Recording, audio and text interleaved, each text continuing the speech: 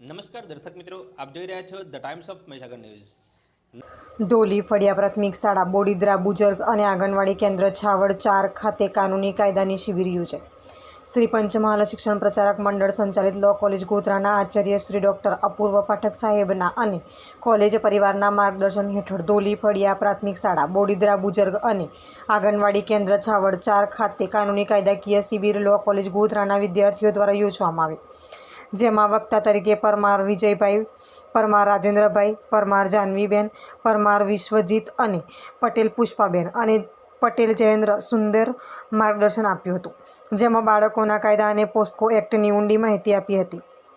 વિજયભાઈ પરમારે જણાવ્યું હતું કે પોસ્કો એક્ટ એ સગીરો સાથે બળાત્કારની વધતી ઘટનાઓના કારણે સરકારે protection of children from sexual offence એક્ટમાં મોટા બદલાવ થાય છે।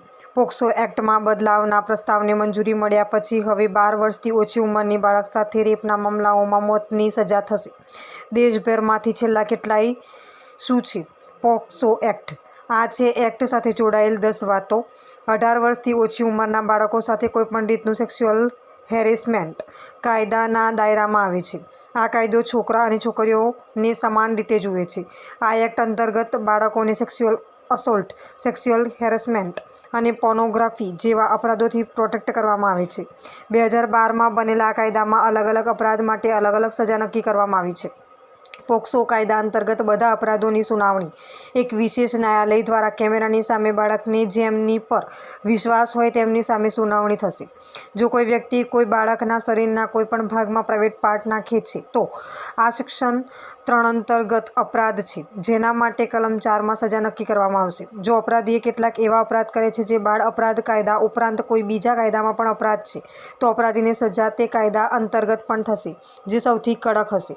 જો કોઈ વ્યક્તિ કોઈ બાળકના પ્રાઇવેટ પાર્ટને ટચ કરે છે કે પોતાના પ્રાઇવેટ પાર્ટ પર બાળકોને અટકાવે છે તો કલમ 8 અંતર્ગત સજા થશે। જો કોઈ વ્યક્તિ ખોટી નિયતથી બાળકની સામે સેક્સ્યુઅલ હરકતો કરે છે કે તેને આવું કરવાનું કહે છે, પોર્નોગ્રાફી દેખાડે છે, તો 3 વર્ષથી લઈને ઉંમરકેદ સુધીની સજા થઈ શકે છે। આ અધિનિયમમાં એ પણ કહેવામાં આવ્યું છે કે જો કોઈ વ્યક્તિ જાણે છે કે કોઈ બાળકનું યૌન શોષણ થયું છે તો તેની જાણ પાસેના પોલીસ સ્ટેશનમાં કરવી જોઈએ। જો તે આવું નહીં કરે તો તેને 6 મહિનાની જેલ થશે।